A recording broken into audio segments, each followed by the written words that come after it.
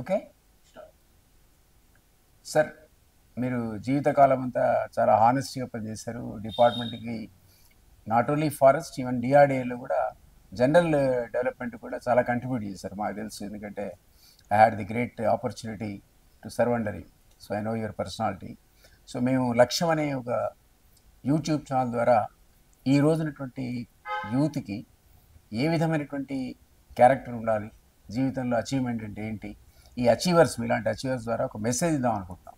So మీ అనుభవంలో focused మీరు forest service నుంచి కాబట్టి ఇప్పుడున్న కాంటెంపరీ యూత్ అసలు ఈ కన్జర్వేషన్ గురించి కానీ ఫారెస్ట్ గురించి కానీ వాళ్ళకి అవేర్నెస్ అవసరమా, ఏ విధంగా వాళ్ళు క్యారెక్టర్ మోల్డింగ్ లోపల హానెస్టీ ఎంత ఇంపార్టెంట్, ఇట్లాంటి విషయాల మీద మీరు ఏం చెప్తారు సార్?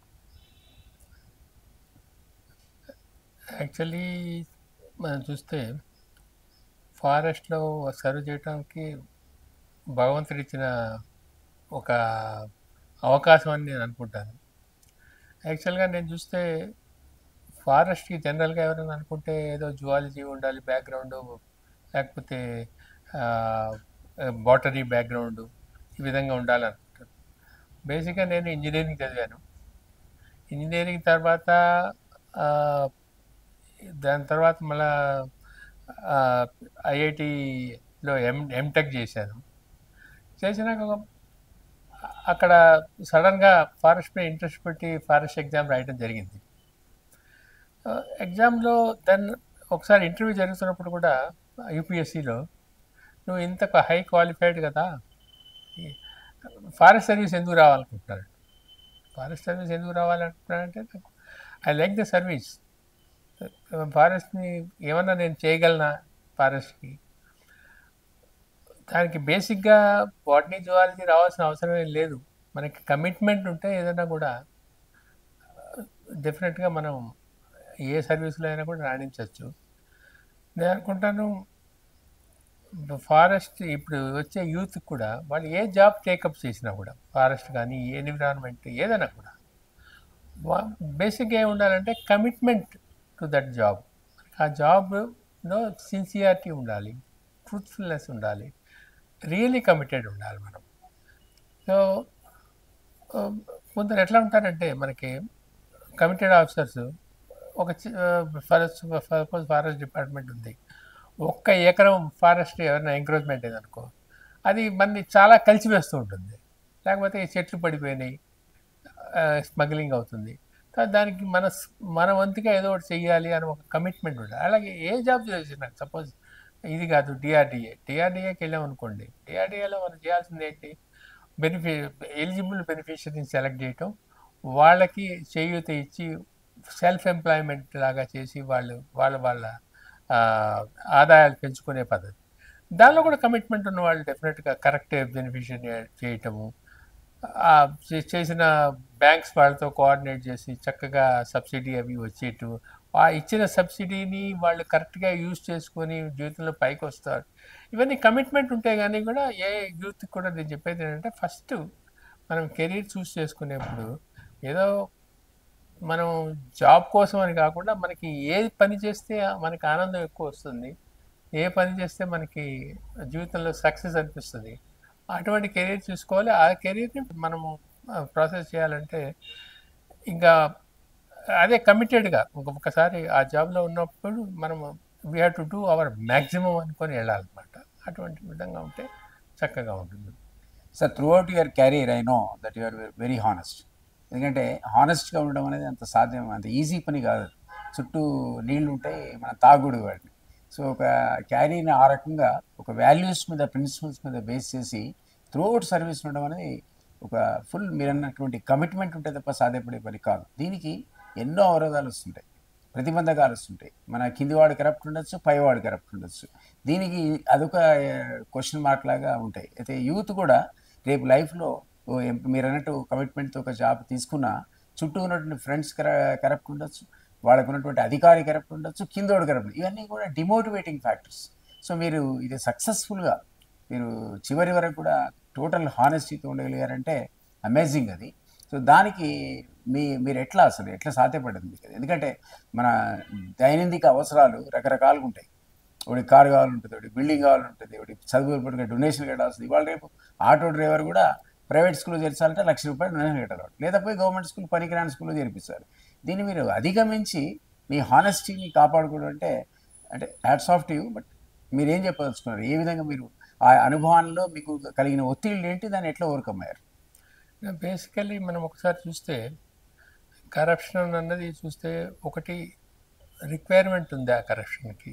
వెదర్ రిక్వైర్మెంట్ ఉంటే ఆ రిక్వైర్మెంట్ ఎలా మీట్ చేయగలుగుతున్నాము, వెదర్ వి లేకపోతే మనకి జనరల్గా నా ఉద్దేశం ఏంటంటే మనం ఒక జాబ్లో చేరినప్పుడు ఆ జాబ్లో వచ్చే జీతము it should be enough for you to all your survey works. దానికన్నా ఎక్కువ అవసరం వస్తే మన కెరీర్ కూడా ఒకసారి మనం చూస్తే ఇనీషియల్ ఏజ్ టైంలో so some people are saying that we have some savings in this thing that thing we want to do something. Many times I use to tell them నాకేం అవసరం కనిపిస్తలేదు డబ్బుకి. If you have done good work, if money is available, you enjoy this, no problem. Only thing వర్క్లో compromise చేయొద్దు. నాకేమి డబ్బులు అవసరం లేదు, government is taking care of everything, there is absolute no issue.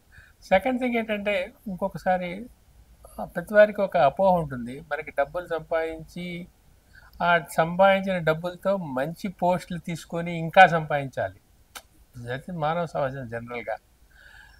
But ఒకసారి నా కెరీర్లో నేను ఒకసారి చూసుకుంటే ఈ పోస్టింగ్ల కోసం నేను ఎవరిని అడగాల్సిన అవసరం రాలే నాకు. ఒకసారి వెరీ రేర్లీ సైడ్ లైన్ పోస్ట్లో ఉన్నాను. ఎందుకంటే గవర్నమెంట్లో ఉన్న ఎవరైనా కూడా ఒక ఆనెస్ట్ ఆఫీసర్ ఉన్నాడు, ఆయన పని ఆయన చేసుకుంటున్నాడు, ఎఫిషియెంట్గా చేస్తున్నాడు అంటే జనరల్గా ఏ పొలిటీషియన్ కానీ ఏ గవర్నమెంట్ కానీ will not remove you. Everybody wants some work to be done కనుక. సో కరప్షన్ లేకుండా ఉంటే మీరు కెరీర్లో సఫర్ అవుతారు అన్న పాయింట్ అబ్సల్యూట్లీ నాట్ కరెక్ట్. మీరు కరప్షన్ లేకపోయినా కూడా your efficiency is there, your commitment to the job ఉంటే డెఫినెట్గా మీరు మీకు చేయాలనుకున్న పనులు చేయగలుగుతారు, మీకు చేయాల్సిన పోస్టులు అన్నీ కూడా మీకు దొరుకుతాయి. అబ్సల్యూట్లీ జాబ్ సాటిస్ఫాక్షన్ కూడా ఉంటుంది. Absolutely that is no point. ఒక అతను ఎవరైనా కరప్షన్ లేదు అనుకుంటే అతని జోలికి ఎవ్వరు రారు, ఎవరి హైయర్ అప్స్ రారు, మీ పొలిటీషియన్స్ రారు, ఎవ్వరు ఏం అడగరు, ఎవరి పని వాళ్ళు చేస్తుంటే. చాలాసార్లు ఒకసారి నేను డిఆర్డీఏలో ఉన్నప్పుడు యాన్యువల్ వర్కింగ్ ప్లాన్ తయారు చేయడానికి ఒక మీటింగ్ జరుగుతున్నది. అక్కడ అందరూ ఎమ్మెల్యేలు కూర్చున్నారు. సో డిఆర్డీఏలో అంటే క్లస్టర్స్ ఐడెంటిఫై చేయాలి, ఆ క్లస్టర్లో బెనిఫిషియరీస్ని తీసుకోవాలి. సో మేము ఒక ప్రొసీజర్ చేసి తీసుకున్నాం. So some people started asking, మా క్లస్టర్ తీసుకోలేదు, మీ క్లస్టర్ తీసుకోలేదు. క్లస్టర్ సెలక్షన్లో ఒక క్రైటీరియా మేము ఎవాల్వ్ చేసాము. What we want to discuss is that criteria, will not discuss any cluster. ఆ క్రైటీరియా కరెక్టా కాదా, రిమైనింగ్ కంప్యూటర్ విల్ సెలెక్ట్ దాని ప్రకారం ఏ ఏరియా తీసుకోవాలని తీసుకుంటాం. So I was surprised that some MLAs at that time, probably they are from opposition, that CPM, CPI లాంటి parties నుంచి ఉన్న ఎమ్మెల్యేస్ ఖమ్మం నుంచి, that పీడీ గారు ఒక ప్రొసీజర్ ఫాలో అయ్యి క్లస్టర్ సెలెక్ట్ చేస్తున్నాడు, మనం దీనిలో ఇంటర్ఫియర్ కావద్దు అని వాళ్ళు క్లియర్గా చెప్పి మీటింగ్లో కంక్లూడ్ చేసిన సందర్భాలు కూడా ఉన్నాయి. అందుకని నేను చెప్పేది ఏంటంటే మీరు కరెక్ట్గా చేస్తే ఎవ్వరు కూడా మీకు అబ్జెక్షన్ చెప్పరు. కరప్షన్ లేనివాడు సంవత్సరానికి 10 సార్లు ట్రాన్స్ఫర్ అవుతాడు అని చెప్పడం కూడా కరెక్ట్ కాదు. మీ కమిట్మెంట్తో మీరు వర్క్ చేయండి, everything will be all right. Sir, ఇప్పుడు ఈ ఫారెస్ట్ సంబంధించిన కన్జర్వేషన్కి సంబంధించి నేను కూడా ఎమ్మెల్సీ ఉన్న సందర్భంలో ఒక చట్టాన్ని చేశారు, ఆర్ఓఆర్ టైప్ ఆఫ్ చట్టాన్ని రాజశేఖర రెడ్డి గారి పీరియడ్లో ఇంప్లిమెంట్ చేసినప్పుడు మొత్తం పాలిటీషియన్స్ ఆ సభలో ఉన్న వాళ్ళంతా దానికి అనుకూలంగా మాట్లాడి అసలు ఆ కట్ ఆఫ్ డేట్ ఇంకా కాస్త ముందుకు తీసుకురావాలనేటువంటి డిమాండ్ ఉండేది. నేను ఒక్కడే ప్రొటెస్ట్ చేశాను అప్పుడు, బీయింగ్ ఏ ఫార్మర్ ఎంప్లాయీ. అది కరెక్ట్ కాదు. అయితే ఈరోజు ఫారెస్ట్ పూర్తిగా తగ్గిపోయినాయి. మనం ఎట్లా ఉందంటే మన సెటిలైట్ ఇమేజ్లో చూస్తే నాకు తెలిసి 8 to 9% కూడా ఫారెస్ట్ ఉన్నట్టు కనిపించట్లేదు. వేరేజ్ దాని మినిమం 23% ఏదో ఉండాలని జనరల్గా మనందరికీ తెలుసు యాజ్ ఫారెస్ట్ ఆఫీసర్స్గా.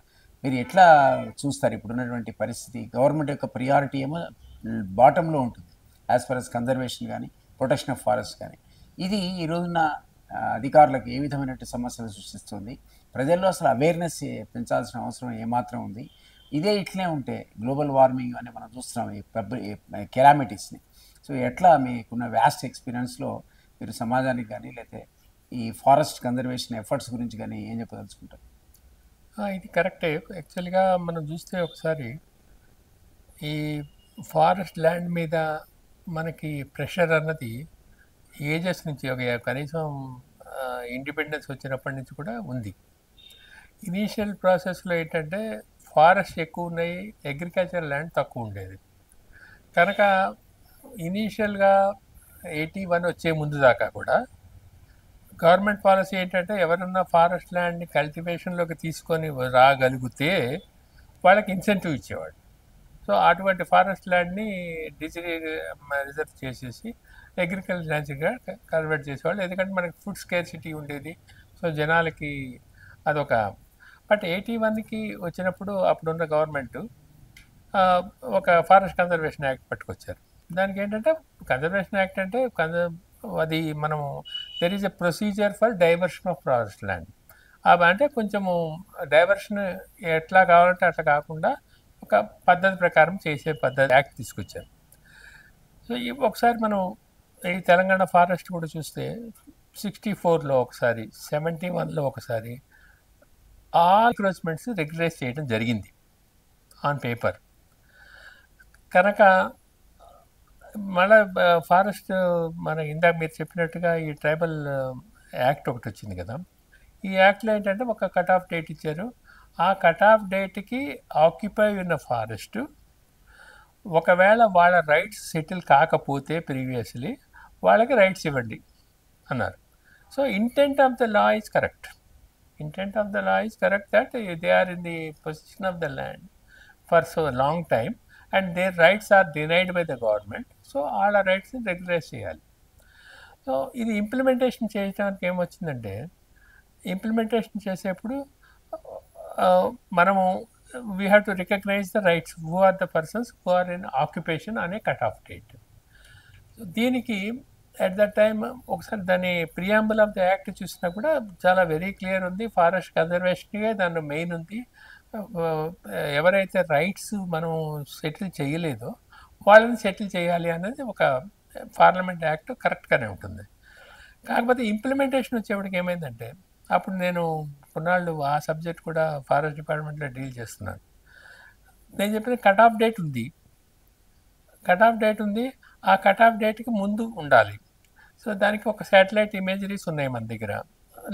లేకపోతే మనము ఫారెస్ట్ శాటిలైట్ ఇమేజరీస్ మనము ప్రొక్యూర్ చేసి ఎన్ఆర్ఎస్ఏ నుంచి we will have a position whether this encroachment is అనే before the cut off date or after the cut off date అని తీసుకోవచ్చు అని మనం ఫైల్ మీద కూడా నేను ఎండార్స్మెంట్ చేశాం.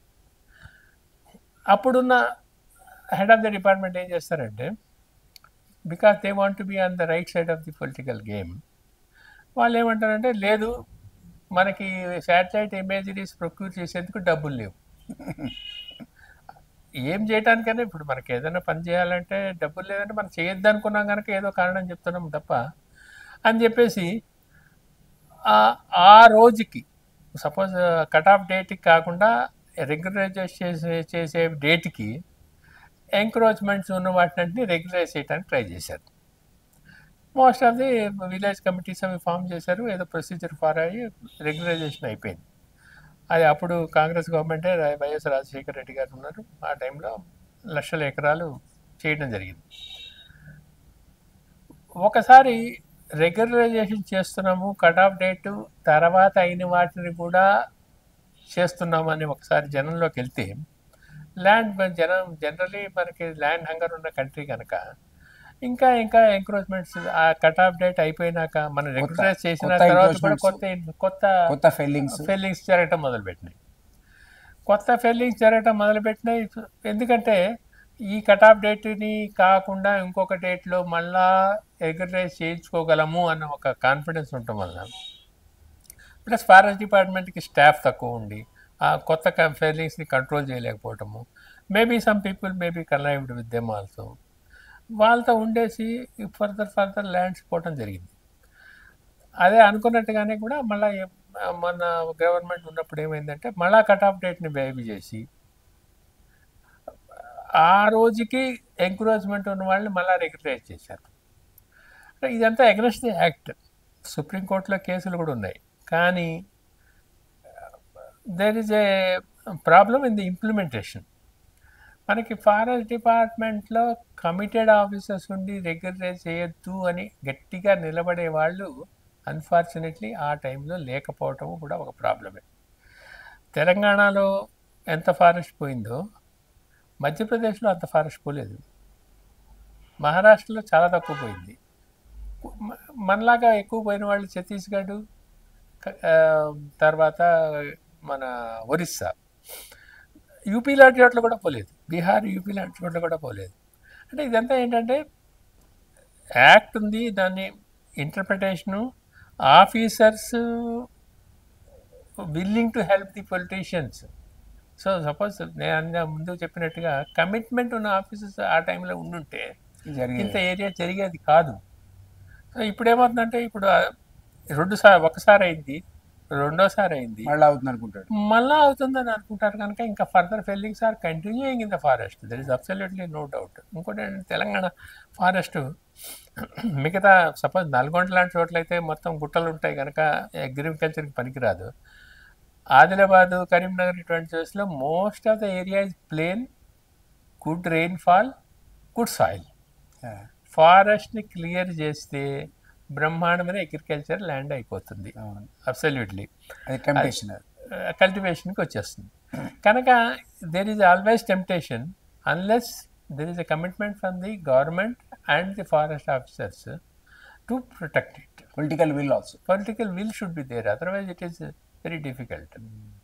So otherwise, suppose what generally people fear is, suppose there is one officer who will protest, government political will లేకపోతే ఏముంది, ఆయన మార్చి who is willing to compromise, they may try to bring them. That is the problem. Sir ఇప్పుడు if you seen it, రీసెంట్గా నేను కూడా news పేపర్లో చూస్తాను, కొత్తగూడెంలో ఈ ఎంక్రోచ్మెంట్స్, మనం అనుకున్న ఎంక్రోచ్మెంట్స్ని ప్రివెంట్ చేయడానికి పోయిన రేంజ్ ఆఫీసర్ని చంపేశారు. And somewhere in Adilabad they thoroughly beaten up the forest staff. So forest staff మొరేల్ అనేది డెఫినెట్లీ మీరు అన్నట్టు డౌన్ ఉంది. దీనికి కారణాలు ఏమంటారు? అంటే వేకెన్సీస్ నింపకపోవడమా, వాళ్ళకి వెపన్స్ ఇవ్వకపోవడమా, వాళ్ళకు ఉన్నటువంటి చట్టం సరిపోవట్లేదా? చట్టం అంటే actually during 2015 or something we have proposed a lot of changes in Forest Act. Most probably I think Andhra government adapt చేసింది అసెంబ్లీ, ప్రాబ్లీ తెలంగాణలో ఇంకా అయినట్లేదు అది. But act has been made టఫర్ in some part of the ఆంధ్రప్రదేశ్లో అయితే tough చేయదు. But act tough చేస్తాం వల్ల కూడా అంత పెద్ద ఎఫెక్టివ్ ఏం రాదు. మనకి ఇంప్లిమెంటేషన్లో ఉంటుంది అన్నీ కూడా. ఇప్పుడు వెపన్స్ చూస్తే ఇప్పుడు మనకి నేను విజిలెన్స్లో ఉన్నప్పుడు we have ordered large quantity of weapons, range ఆఫీసర్కి pistols, but the procedures have taken so much time. And after 3-4 years, I think now weapons are issued in Andhra Pradesh. Maybe Telangana, because of the originally also Naxalite problem undi అని చెప్పి weapons ఇవ్వడానికి కొంత reluctance ఉండే గవర్నమెంట్కి. But I think getting weapons should be no problem, and that should be the priority of the department to get it.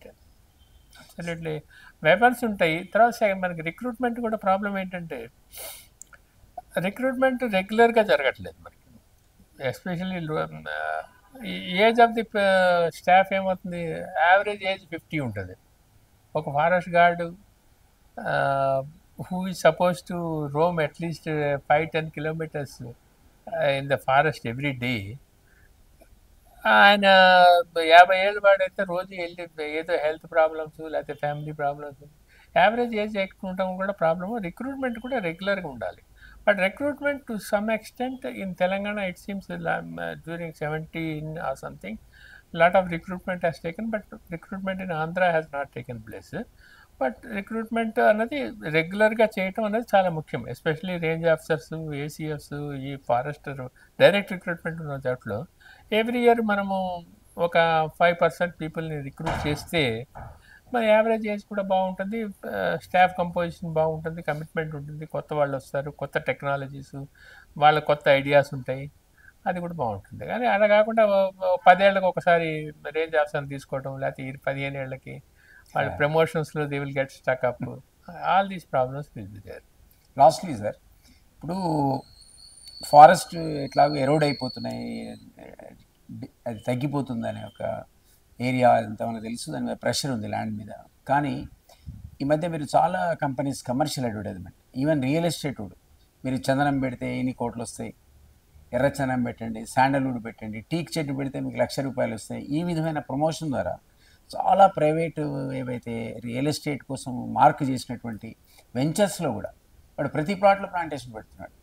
అది మరి village ఫారెస్ట్లో కూడా మీరు ఎంకరేజ్ చేసి, అంటే మీ సజెషన్ అడుగుతున్నాం, మీరంటే విలేజ్ దగ్గర కమ్యూనిటీ ఏరియాస్ ఉంటాయి, వాళ్ళకు కూడా కమర్షియల్గా వస్తున్న ఎంకరేజ్మెంట్ ఉంటే ఆ విధంగా నిజంగా అసలు వస్తుందా, ఎంత బోగసా?